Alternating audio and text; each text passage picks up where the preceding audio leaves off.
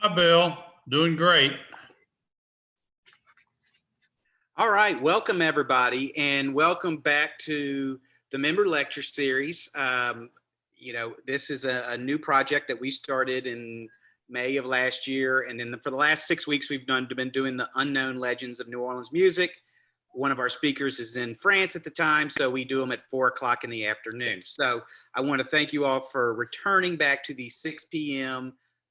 Start time. Just to give you if you're a member of the Friends of the Cabildo, you can attend these free. We have lectures going out through the entire year, rest of the year, and we're going to be planning on doing this. And the access to speakers, even though Bill is here in town, to access speakers from around the country that we can get to do this as an added bonus as a Friends member. I think we're in a good place with this lecture series. So just to give you a quick update. We have our next lecture is August 31st with Deep Delta Justice with Matthew Van Peter, a black teen, his lawyer, and their groundbreaking battle for civil rights in the South. And then on September 14th, we have Emily Perkins of the Historic New Orleans Collection speaking about bananas, quarantines, and the octopus, United Fruits Company's PR stunt with Central America, which I'm guessing is going to revolve around Sam Zamurray. So I hope everybody can attend some of these lectures. If you get there, and you can add them all at one time, and if you add them all at one time, then we'll be able to send you not only the recording the day of, but the link the day of, but the recording the next day as well. But you can always email me, and I can help you out, and we can get it all done all at one time. So I want to thank you for being here tonight, and I want to thank our speaker, Bill Capo. Bill is I think very, very few people do not know who Bill Capo is. Longtime WWL TV reporter, investigative reporter, a weatherman. I did not know that he did weather before. So and obviously a member of the Friends of the Cabildo, a board member of the Friends of the Cabildo, and a tour guide commercially and with the Friends. So a great, great member of the Friends of the Cabildo. So I want to thank Bill so much for taking the time to do this today. So with that, Bill Capo. Thank you, Jason. And thanks to everybody that's tuning in for this episode. I hope you enjoy it. I will tell you, a number of you I know are from the New Orleans area, like I am. I'm guessing a lot of you went through Katrina and have memories, horrific memories, as I do. I'll go over some of the basics about Katrina because the book that I wrote, Category 5, this is the reason Jason asked me to come here. Now, first, I have to ask you to go along with the little joke. When I first published the book, I told my friends, I'm a published author now. And they get all excited, and I had to play a little trick on them. I would say this is a unique plot. Nobody ever thought of this thing before. Get this. Super hurricane New Orleans floods the whole city. And at that point, my friends would all look at me like I had lost my mind. Their eyes would change. They didn't know what to say. And I'd let them off the hook, and I'd say, the book was written before Hurricane Katrina. And let me give you just a little bit of history. I've had a 45-year career as a television newsman, both in Mobile, Alabama, and in New Orleans. And it was an incredible career. The things I got to do were just amazing. The situations I got to cover, in so many cases like Katrina, absolutely heartbreaking. I did all kinds of things. And I also did the weather. But Category 5 was written before Katrina. I actually got the copyright in June of 2005. And I had just started editing the book and looking for an agent so I could get it published locally. Here's the reason why. Let me give you just a little bit of background. As a news reporter, all of us are the anchors, everybody. We're all at heart general assignment reporters. We cover everything that happens. You may be sent out to a murder or a fire, a city council meeting, school board meeting, presidential visit. You never know what's going to happen in your day. And sometimes 2 or 3 major events may be happening all in one shift. So it's a constant challenge there. I had a specialty reporter's job, the action reporter, and that was a people helper series. So yeah, I was kind of in demand, especially after Hurricane Katrina. My job was to help people get problems resolved, problems they could not get handled. So it was a really tough job to do. On top of that, though, idiotically, I became a weatherman. Back in the early to mid 90s, we had a severe shortage in the weather department. They had this meteorologist, he was doing the evening newscasts on the weekdays, and we had the morning weatherman volunteered. And that's when I discovered the hardest job in the news department is the weatherman's job. See, if you've ever seen the wide shots of the news set on any of the stations, you see that huge apparatus at the front of the camera. That's the teleprompter. It's basically a half lens, a half mirror that sits over the camera lens, so you don't see anything. But on the front of that mirror, the anchor man sees the script that's been written. So it looks like he's staring right at you and talking to you when he's actually reading the words that have been written for him, either by himself or one of the producers. Well, the weatherman doesn't have that. To do a 3-minute weathercast, it can take up to 3 hours to prepare for it. The weather is fluid, and it's a worldwide phenomenon, and everything is kind of tied together. So you really have to have a lot of knowledge. You're constantly, even on the weekends or the days that you're off, you're constantly staying in touch with everything that's going on. And it's very intensive when you get in there trying to keep up with what's happening. Most weather moves west to east, so you've got to know what's happening on the West Coast, out in the Pacific Ocean. Those are the systems that are going to come our way. And then you've got to know how to do all the computer graphics, and everybody that works with computers, which we all do now. It's a tough thing. Computers are very unforgiving. I remember one time working an entire hour on the one forecast map, and at the very end, it said, "Sorry, you screwed up," and dropped me out of it, and I had to start all over again. And it was getting close to showtime.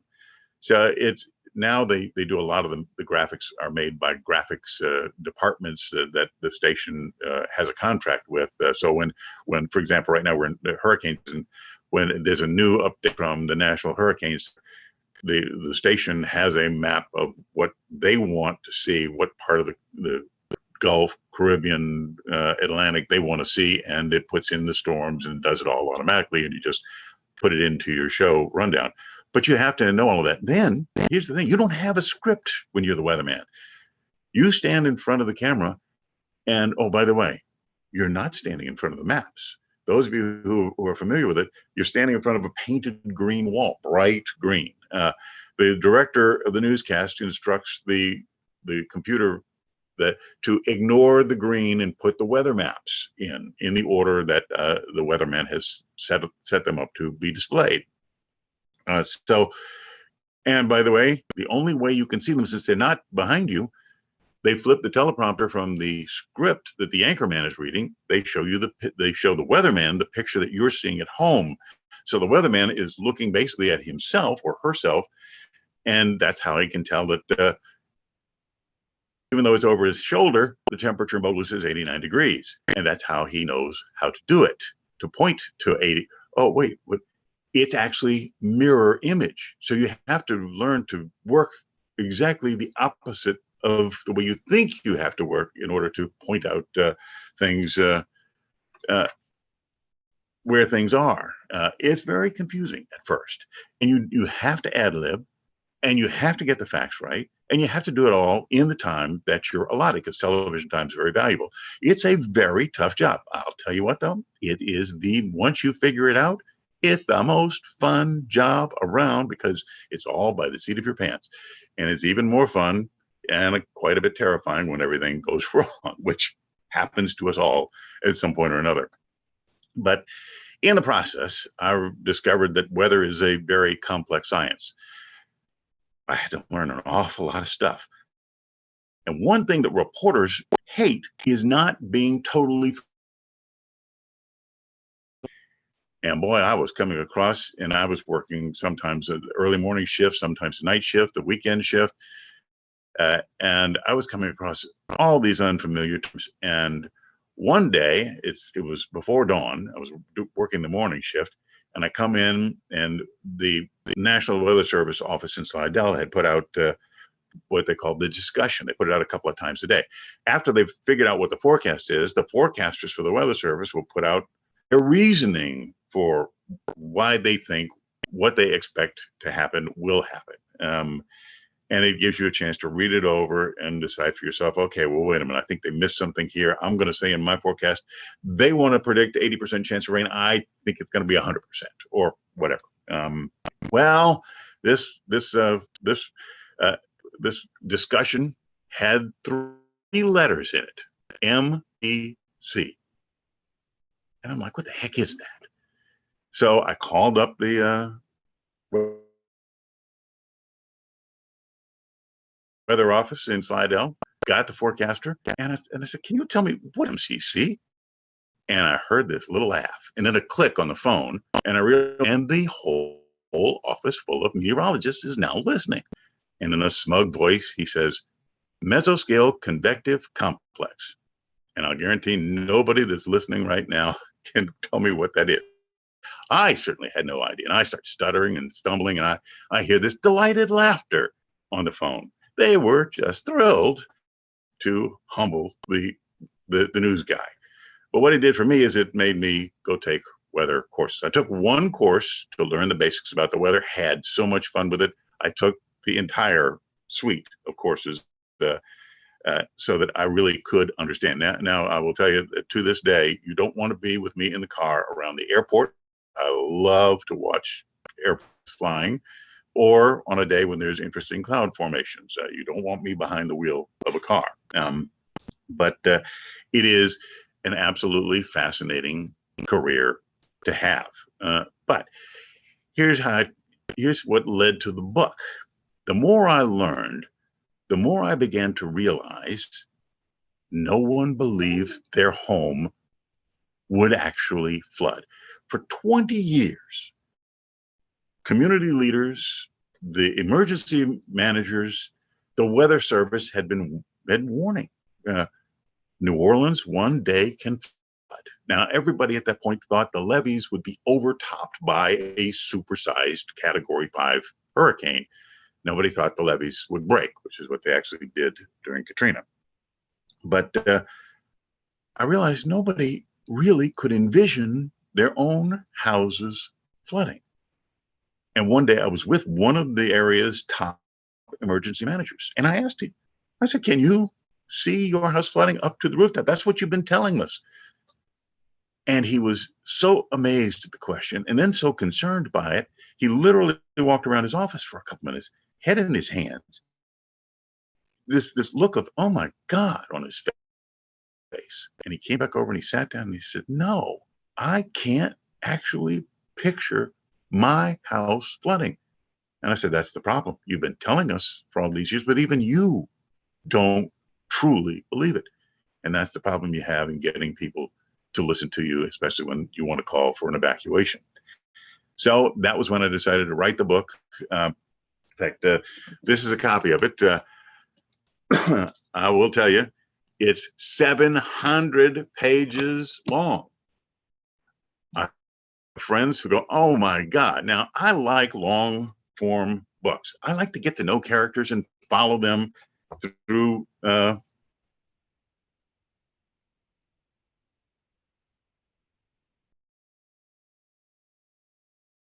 through this serious situation. But in this case, I had to work out, my wife and I did incredible amounts of research on what could happen if we got a super hurricane to come in on the worst possible track. And that was what the book was. And I really wanted to get the book published and at least sell it locally so that people would be aware of the dangers that they faced if we ever got that terrible storm. So it was a really tough thing to do. And that's why it's 700 pages. I had to develop all of these characters and plot situations. Some of them I follow throughout the book. But it is rather fun. I will tell you, the main characters. I work in television. The old adage is write what you know. So the two main characters, one is Brent. He's a television anchorman, news reporter in New Orleans. No, he wasn't based on me. It was just a generic character, and then I kind of fleshed Brent out with his own personality, and he meets and falls for a lady named Shelley. She is a cable meteorologist. Cable network meteorologist, and they follow this fictional hurricane named Cassandra as it crosses the Atlantic. It hits St. Croix, and then it moves into New Orleans and just devastates New Orleans. And it was a fascinating book to write. As I said, I got the copyright in June of Katrina hit. Now, let me tell you a little bit about what happened then. I want to give a couple of my buddies a little bit of praise this to. There's a couple of characters in that book that are based on real life. They're two photographers. One's named Willie, and one's named Kevin. Willie has been my buddy, my brother, for almost 40 years now. He used to be my mentor when I was a young cub reporter. He took me under his wing and taught me so much. And Kevin is an extraordinary photographer. He and I flew in the Hurricane Hunters into hurricanes together. And it was an amazing thing. I was actually going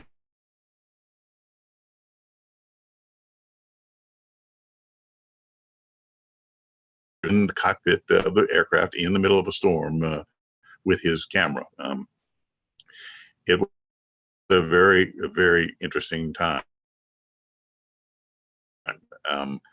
But anyway, so as Katrina came in, we had that week, and I have to tell you, Katrina gave us no warning. We had 2 days to prepare for Katrina. That Friday, Katrina hit August 29th. 5 days from now, it'll be 16 years since Katrina. And it was actually that year, it was a Monday morning. It came in overnight, Sunday night into Monday morning, the 28th into the 29th. We had 2 days to prepare for the storm. That Friday morning, I was in the weather office. I actually hadn't been forecasting for a while. The weather department was at full staff, and the news department needed me. I had come back to do that. I hadn't done forecasting on air asked me to fill in again because the weekend meteorologist, his wife was about to have a baby. In fact, her baby was delivered Saturday night as the storm was in the Gulf of Mexico. And the hospital shut down just after the delivery. They had to take the newborn baby. And if you remember, those of you who went through the evacuations, you remember how long the 1-hour drive to Baton Rouge took? Well, they had to go to Nashville. And I think it was like 26 hours, something like that, to get there with a newborn. But anyway, that Friday morning, we're in the weather office. Katrina at that point was a bare minimum Category 1 storm, and it was heading across Florida, the Florida Peninsula just below Miami, heading into the Gulf of Mexico. So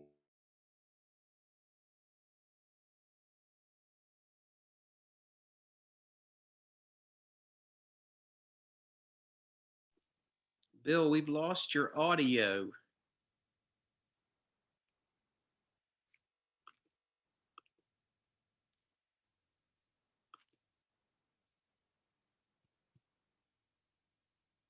Bill,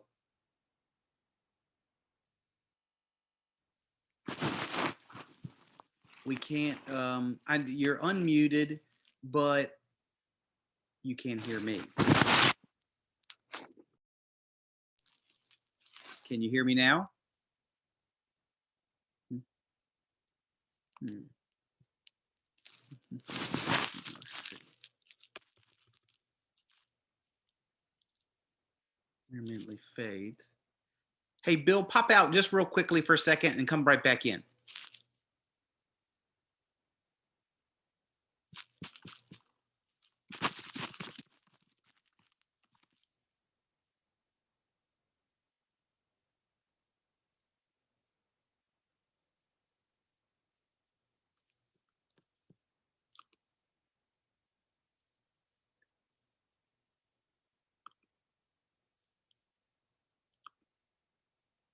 All right, I'm gonna get Bill back in just 1 second. I'm sorry about that. I know he does have a little bit of a fade every once in a while. I think he's having a little bit of an unstable internet issue, but his video is good. So just give us 1 second here.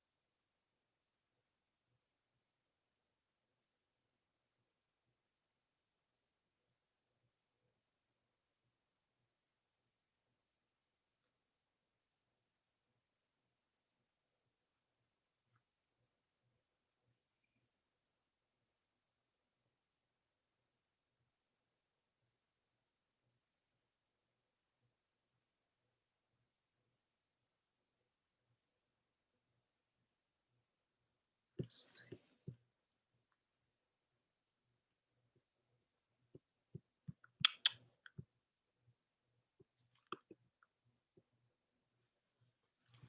Hmm.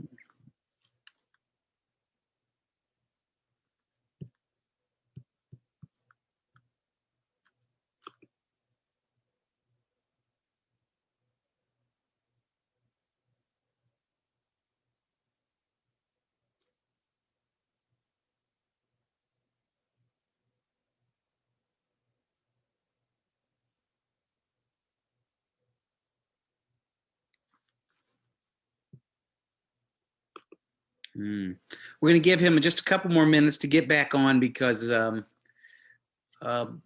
he might have had a full-blown internet go out. So we'll probably give him 3 or 4 minutes, and then we'll just see how it goes, and then we'll have to reschedule. I'm sorry about the technical issue. Yes, and but that morning, we were sitting in the weather center and we're watching the storm going west into the middle of the Gulf.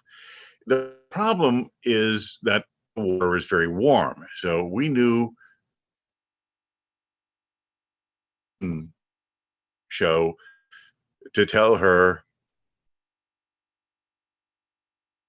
that she was going to need to be prepared to have the staff going to turn.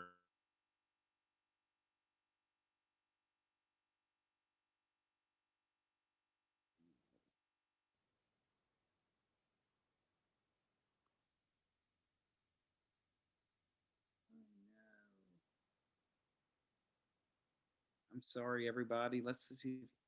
Uh-oh. Bill, can you hear me? Oh no. But maybe I can.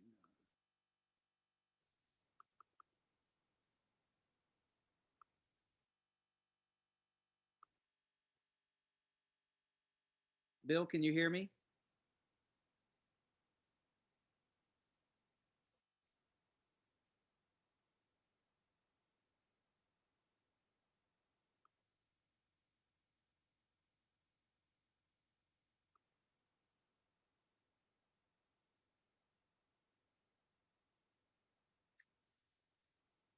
Oh no. There he is.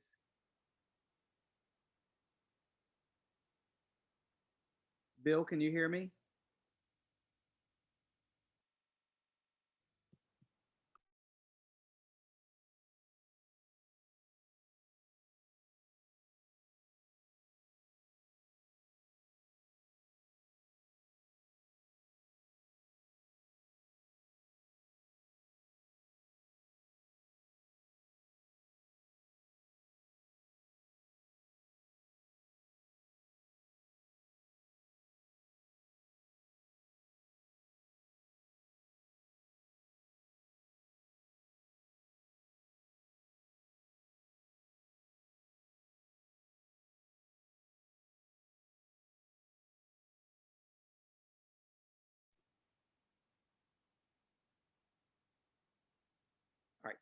talk now. Okay. Now can you hear me? I'm talking. The wonders of new technology. That was one of the things when I wrote the book.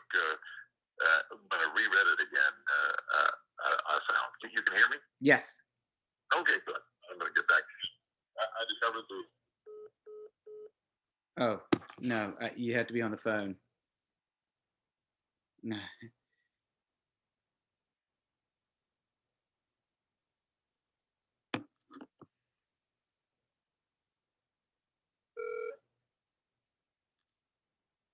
Okay. Hello. Ne- Please leave a message.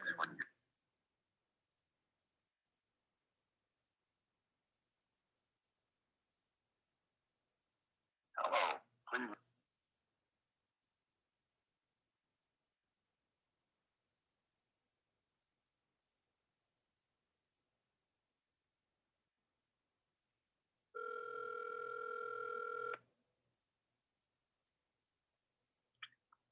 Hello. we can hear you if you stay on the phone.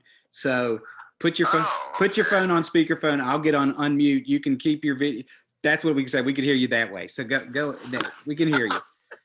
Okay. Where is the speaker? Oh, hear me. Yes, we can hear you. Go. Yeah, stay on that. Yeah. I'm sorry, guys. That was one of the fun things when I went back and looked at the book last year. One of the things I noticed was how much our world has changed. 15, 16 years ago, your cell phone was just a phone.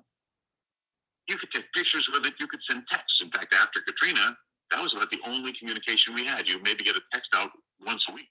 Your phone didn't work. But back then, it wasn't your bank. It wasn't your credit card. It wasn't your grocery store. It wasn't your Google. It was brand new.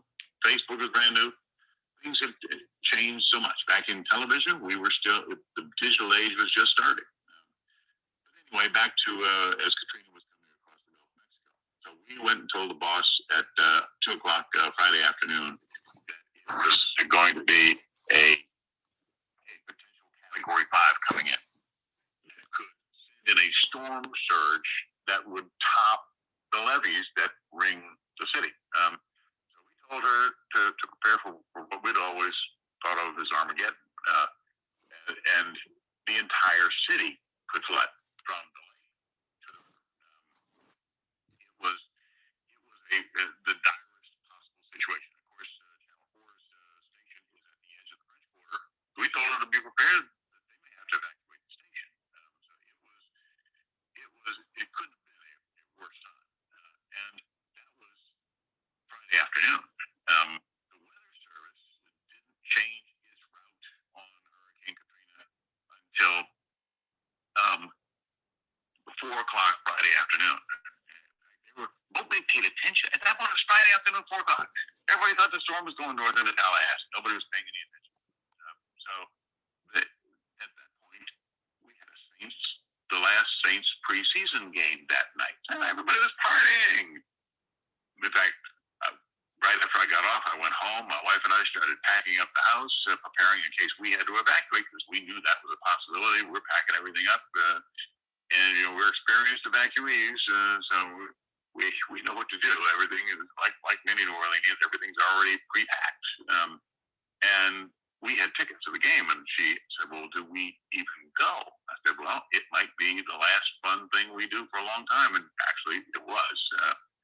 So we went, and we told all of our friends that we saw in the dome to prepare to evacuate. They were all dumbfounded. They had no idea that Katrina's track had changed. And one of them that we told, I didn't see him for a couple of years. And the next time I saw him, he hugged me and thanked me for saving his life because he had never evacuated before. And he'd never planned to evacuate, but he did it because I scared him so badly. And his two-story house flooded up to the rooftop. He told me he would have drowned inside that house. So it was a horrific time. A little bit about Katrina. It did come in close to the worst possible path. What actually happened was a little bit different than people expected. Of course,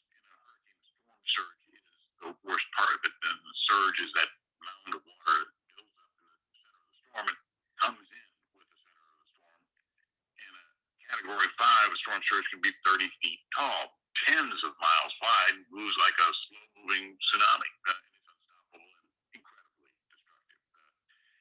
Here's what actually happened. Katrina went just east of the Mississippi River, crossed Plaquemines, that little finger of the river that sticks out into the Gulf of Mexico, right around Port Sulphur, which got blasted, and then it marched across the Mississippi Sound, and the eye went right up the Louisiana-Mississippi border. So most people who know about hurricanes know the right front quadrant. That's the worst side, where you get those strongest winds. The Mississippi Gulf Coast got that. Katrina, though, by Saturday night, it had become a 175-mile-per-hour storm. Then it dropped back down to 135 miles per hour. That's what the Mississippi Gulf Coast got. It was horrific. But the storm surge had not had a chance to dissipate. They got a 30-foot storm surge. I flew over it a few days later. It wiped out the first 3 blocks of everything along the beach, behind the beach. The first 3 blocks. However, in New Orleans, we were on the milder side of the storm. We got about 100-mile-per-hour winds here. And that's really damage. It took off the top half of my roof down to the plywood. It brought down trees. And those of you who are here know the incredible damage. But the storm surge that went into Lake Pontchartrain, again on the weaker side of the storm, was about 9 to 12 feet tall. It was under the level of the levees. So it should not have flooded the city. But that's when we found out some of the levees had not been built well, and they broke in 52 spots. And 80% of the city flooded. I do have some video from WWL TV. Keith Esperos, the news director, was nice enough to give me some of the video that we were able to show. I will tell you, we wound up splitting our staff in half. Most of the folks wanted to stay in New Orleans, cover the storm. I was sent along with Eric and Sally Ann, the morning show hosts, the weekend hosts, anchors. We went to Baton Rouge as the backup. Our engineers turned a television news classroom into a working television studio in 4 hours, and we used our satellite truck to send our signal back to our transmitter. And at 9:30 that night, we got a call from New Orleans that said, "We've got to go." The hotel that they were using as their evacuation, emergency evacuation, said, "We're chaining the doors. We're not letting anybody else in. You got to come now." So they gave it to Baton Rouge. We wound up broadcasting from Baton Rouge to our transmitter all month. From that night, it took a full month because New Orleans was flooded that month before we actually were able to get back to New Orleans. So I have some video that kind of wraps this up. This was video that I prepared in 2007 for a New England college convention of college students from all over the country before the 2008 presidential election. College students came in to learn about, to meet the candidates, learn about politics, and they wanted to study other subjects. And Katrina, 2 years after the storm, was a big topic for them. So they brought me in. An interesting thing happened that day. There was a group of students from New Orleans. And when I saw them, I told them, "Don't, whatever you do not come to this Katrina lecture. Because I've got video, it's going to take you right back to the horrors you've endured for the past 2 years." Well, of course, all of them came to the lecture. Within a minute, they were crying. Within 5 minutes, the entire auditorium, 1,000 students, all the adults, all the chaperones, the faculty members, everybody was in tears.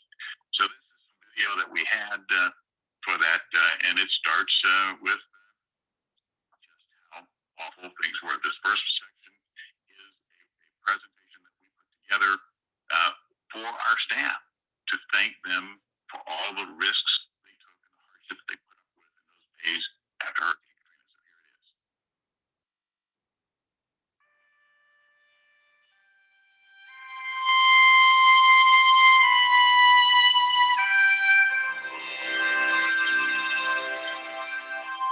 Five, 4, 3, 2, 1, Here we go.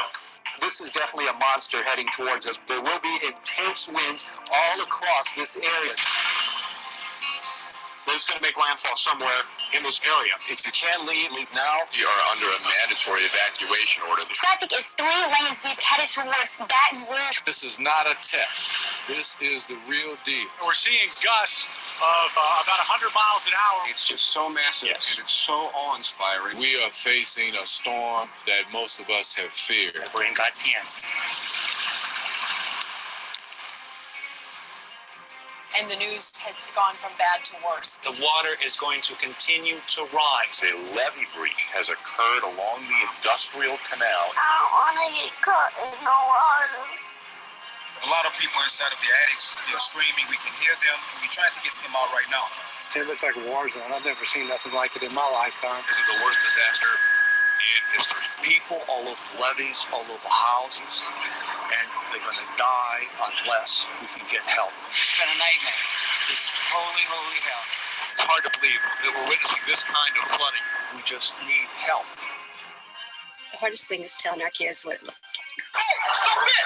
Drop it! We're going to make it. We're going to be all right. We're going to be fine.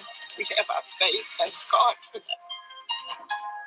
It's still going to be about midday before it gets to the level of the city of New Orleans, and we know exactly where it's going to be and can gauge the kind of impact. So there's still a chance for those very high.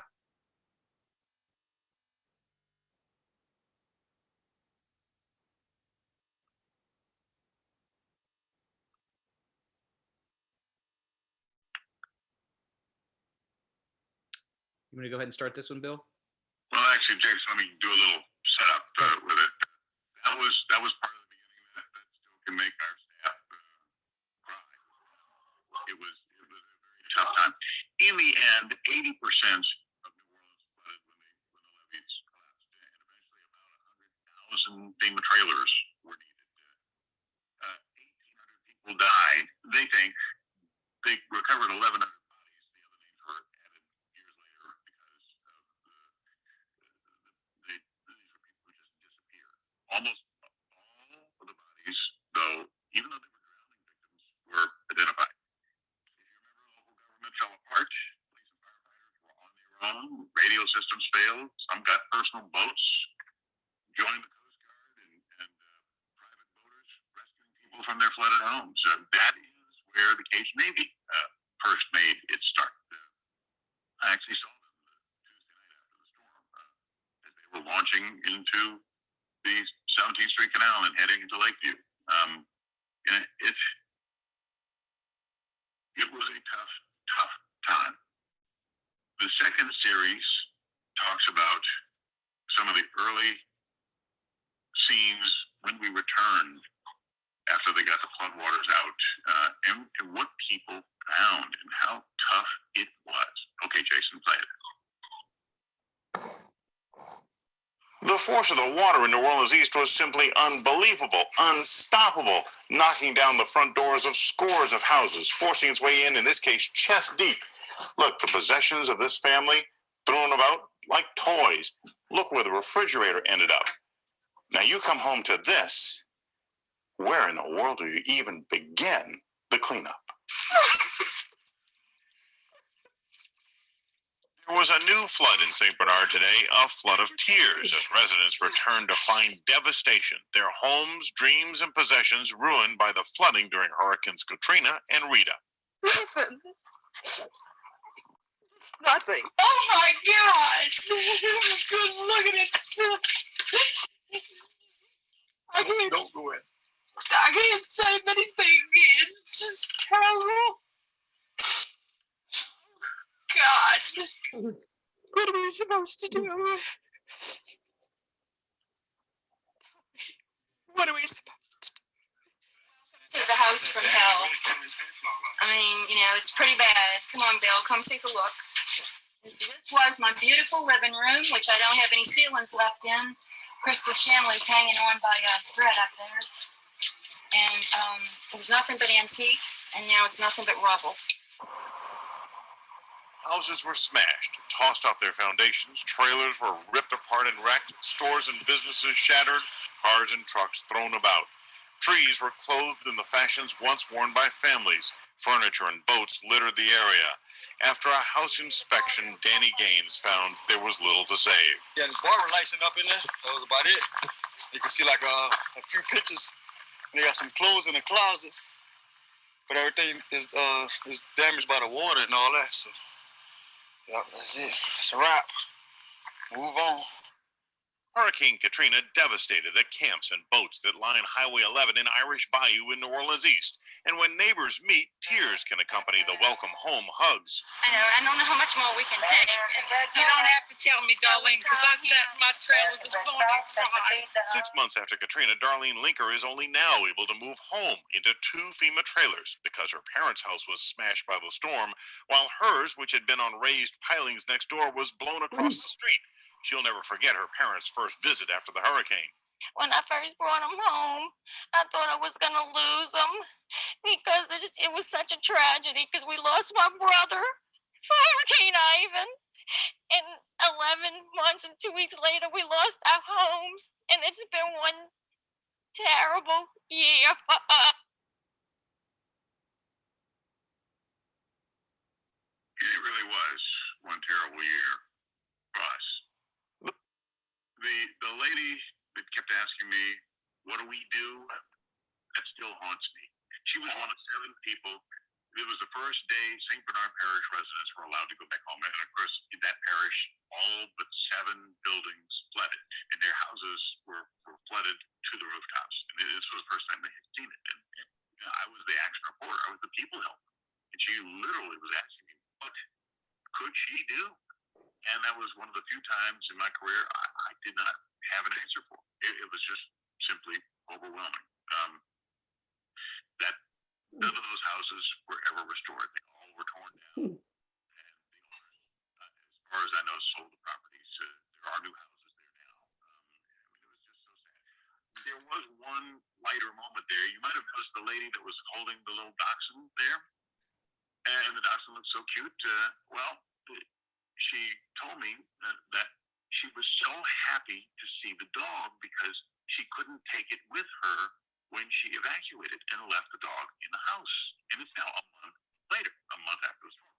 The day before that, I had been with animal rescue groups, and they were looking for pets, and they were finding dogs that had drowned in their yards. They were finding dogs that had died in their homes.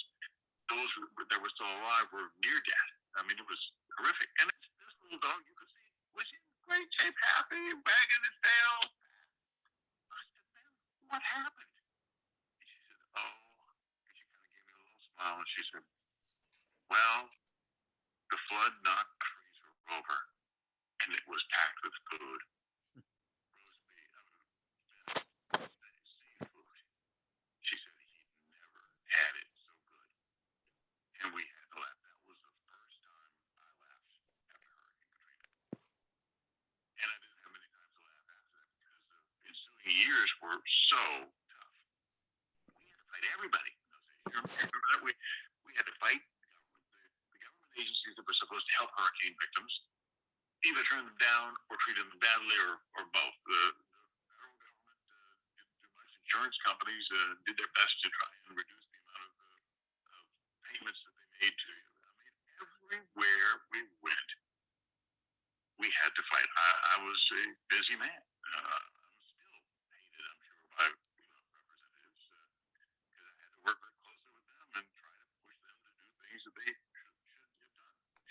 Now, the third segment, though, with all of the hardships that we had, not only did we have the loss of our houses and everything, but we had all of the battles to get everything by. But what I found was the incredible spirit of the people of New Orleans. They kept on pushing no matter how. Shows you what we found in the days after the storm, from a coffee house where the patrons gathered outside the day New Orleans reopened, even though the coffee house didn't open.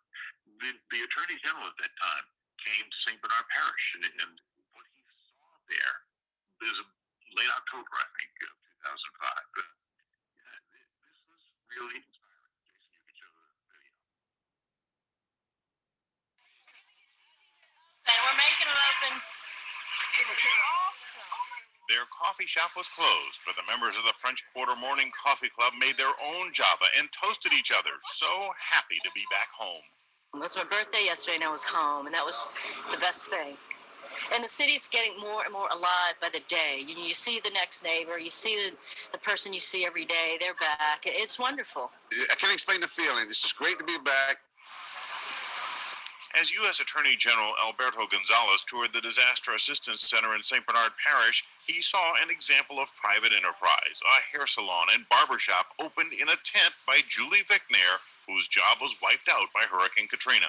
I'm nonstop. I get here at 8 in the morning. I stay until about 6:30, and it does not stop. And from customer Elsie Cornwall, a plea for help from the federal government. A roof over our head would be really nice. Not that I'm not thankful for the tent, because I am, it's better than the car. Gonzales heard similar requests as he met with top local law enforcement officials. Is there anything we can do at the Department of Justice to help you? Judge, I'm sheriff in this jurisdiction, and we have been. Connie Arnoli just returned after evacuating to Texas and is salvaging things from the house she grew up in. The flood knocked the structure off its foundation, and she heard there are plans to bulldoze it, but Connie is determined to save it if possible, or build a new place if she must, in the part of town she calls home. I am determined. And even if they say we can't rebuild, I'm not selling the property. She showed me pictures of the life she enjoyed here, complete with pool, until Katrina flooded the place 8 feet deep and left her with nothing but wooden studs. I lost everything, from my shoes to my hats. But Melissa was determined to repair and save her home, saying she was the first to return to the neighborhood. This whole neighborhood is coming back. I can see it coming back. I ain't going nowhere, so it's got to come back. A lot of people want to give up on New Orleans East. It's nothing to give up on New Orleans. New Orleans East is a nice place to live. Fats Domino was home, sitting on the porch of his flood-damaged Lower Ninth Ward house in the neighborhood where he grew up, surrounded by friends, smiling and feeling optimistic. So what about your house? When you walk through your house, what do you think? Well, I think needs some work done on it.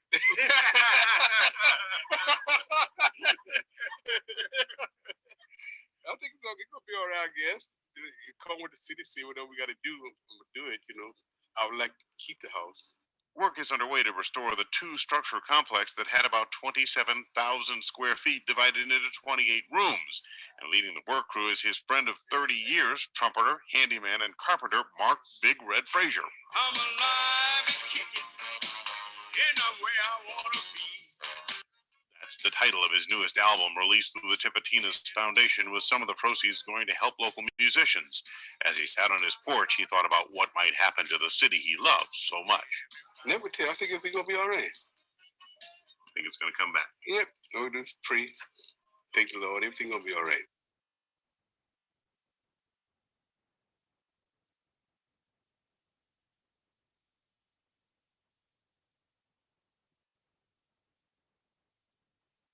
Unfortunately, Pat's house was never repaired. Pat's health began to decline. I think that may have been one of the last interviews that he ever did. And he was the nicest guy. He used to call after he would see an action report. Mr. Bill, I want to help those people. Don't tell anybody, but I want to help those people. He was always the nicest guy. One of the most amazing things after Hurricane Katrina was the volunteers who came in from all over the world and helped us rebuild when all the agencies that were designed to help us often turned us down. We still owe them a great debt of gratitude. And they worked, in many cases, just for a cup of gumbo made by the family that they were helping. A po' boy, stuff like that. How close was the Category 5 book to what actually happened in Katrina? Well, in the book, I've made some notes here. In the book, the levees were overtopped by the storm surge. Though one weak spot did fail. By the way, I must say, I was rather surprised a couple of months ago to notice that almost the very same spot that I wrote, the levee developed a weak spot before Hurricane Cassandra, the fictional hurricane, came in. There was an actual problem on the lakefront in almost that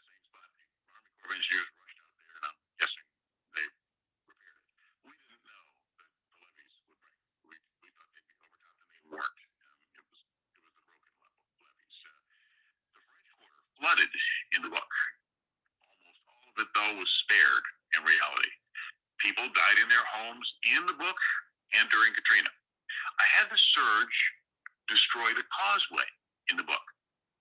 During Katrina, it was the I-10 twin spans that were flooded. The Superdome was the shelter of last resort. It was the third time it had been used for that. In the book and in real life, what we didn't know was that hundreds or thousands of people would go to the convention center and get trapped there for 4 days before anybody was able to come and do anything for them. The good news, though, is that most people did evacuate when Katrina came in, and they evacuated in the book. Grand Isle survived Katrina. I wrote a different fate for it in the book. People who flocked to hotels, it became kind of a fashionable thing to do when we had the evacuation before Katrina. People would go to local hotels and high-rise office buildings and have an evacuation with room service, and they wound up getting trapped there in Katrina and in the book that I wrote. FEMA had not used FEMA trailers. They'd used a few thousand trailers in Florida in 2004. So I wrote the 10 cities was where the refugees went after the storm. Of course, FEMA used FEMA trailers after Katrina and still does. In the book and in reality, the city and most residents recovered from the storm. Of course, all of us know we had so many challenges. I will say, as bad as Katrina was, this is my cautionary note, as bad as Katrina was, it was not the worst case scenario.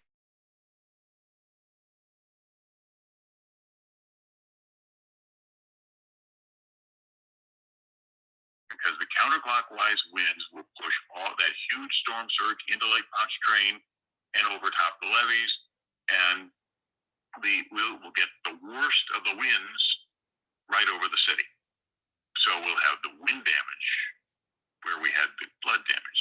So we have not had the worst case scenario, and I hope we never do, but that's, of course, everybody who lives here is aware of that, which is why we watch every cloud in the Gulf of Mexico and the Atlantic Ocean all the way from the beginning of May, the end of May, until the end of November. And we'll have to be watching over the next week or so.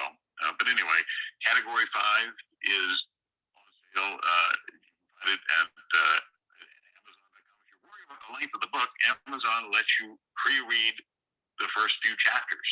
Get to Chapter 4 on Category 5. It's called The Most Frightened Man in Town. And if you're not hooked by the book by that point, put it in.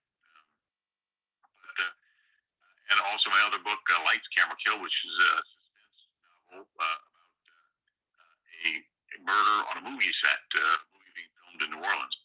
Both of them are on sale as Kindle or paperback on Amazon, but both books are also available at the 1850 House gift shop. That's the President Bildo gift shop in the Lower Pentalba on St. Anne Street next to Jackson Square. So with that, I'll wrap it up. And Bill, I just put a link in there where anybody, the link works for the next 24 hours to get you 15% off of the book at the 1850 House. So that's in the chat, and I'll include it in the email tomorrow. We do have 2 questions. The first one is, how long did it end up taking you to write the book? About 2 years. My wife and I did an awful lot of research for her company. She is one of the disaster planners, and we worked very hard. She actually, in many cases, had much more knowledge about some of the stuff than I did. She was looking at other things that I didn't have access to, given the weather. She's one smart lady. We worked about 2 years doing research and writing the book. I finished up in probably mid-2004, and then I applied for the patent, and it was months later before I got it. It was in June of 2005. Okay. Another question? Yeah. Thanks, Ann, for that question. Mick asked, how did group broadcasting work after Katrina? Group broadcasting? That's what he said. There was no group broadcasting. We were the only station that stayed on the air throughout the storm and the aftermath. It's a funny story. Our corporate board at the time was complaining bitterly because about 4 or 5 years before Katrina, we got The transmitter is over on the west bank. If you're going across the Crescent City connection, you'll see two tall antennas. One has crossbars on it. That's not ours. The other one's straight. That's ours. And they built a huge stabilized antenna to take Category 5 winds, and they raised the transmitter itself 20 feet off the ground. And they complained miserably, but they learned that night when Katrina came in and we were able to stay on the air, they learned the value of the whole thing. One of the most horrifying things that some of the staff went, I was in Baton Rouge watching the storm from there, because that's where we had to broadcast from. Some of the other staff went to the transmitter and they were stuck there for a week. And one of the females at the transmitter sent an email to the text to one of the ladies at the Baton Rouge saying every time she had to go to the bathroom, she had to take a shovel out and dig a hole in the lawn around the transmitter. So it was rather smart. But no, there weren't group broadcasting things. People helped. We always, in New Orleans, we compete when we're on the air, but we're all friends. I have friends at every station in the city, many of whom I've worked with at one time or another. But no, for some of the stations, it took them a good bit to get back on the air. Their transmitters were destroyed and their antennas were destroyed. So it was a challenging thing. That wasn't what I was going through, so I can't tell you much about what. I know it took some of them a good bit of time to get back on. It was trying times for us all. I mean, I was working with people at my house. It was damaged. Some of my friends lost their houses. The staff rejoined in Baton Rouge the Friday after Katrina, and when they arrived, I saw my news director. She was 50 feet away from me down a hall. She saw me and she takes off in a sprint, runs up to me, throws her arms around me, and she goes, "Capo, I have a house."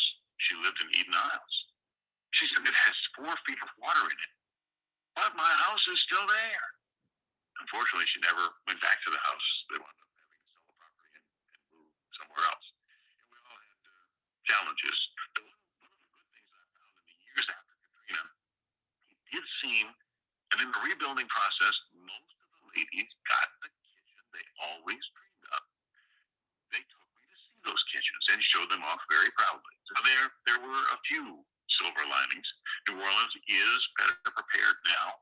Our evacuation plans are much better based on what we learned. We'll never use the Superdome as an evacuation shelter again. They now have plans to get everybody out of the city if they possibly can, whether they have transportation or not. So things are better. It may be much better. We'll never know until we are tested severely again, but I am hoping that it'll work out well. All right. Well, that's all we have for questions tonight. I want to thank Bill for speaking tonight and to getting through the technical issues. And we've still got people here. So I want to thank you all for also sticking through these. Like I said, I'll be sending out an email tomorrow with the recording and links to the next couple of lectures as well. I'm glad we didn't have to come back and do this halfway through, Bill, but I think it worked out in the end. And thank you so much. And you are a wealth of knowledge. And to give it the perspective you give is great to really understand everything that happened. So thank you so much. And thank you everybody for attending, and we'll see everybody next Tuesday at 6 p.m.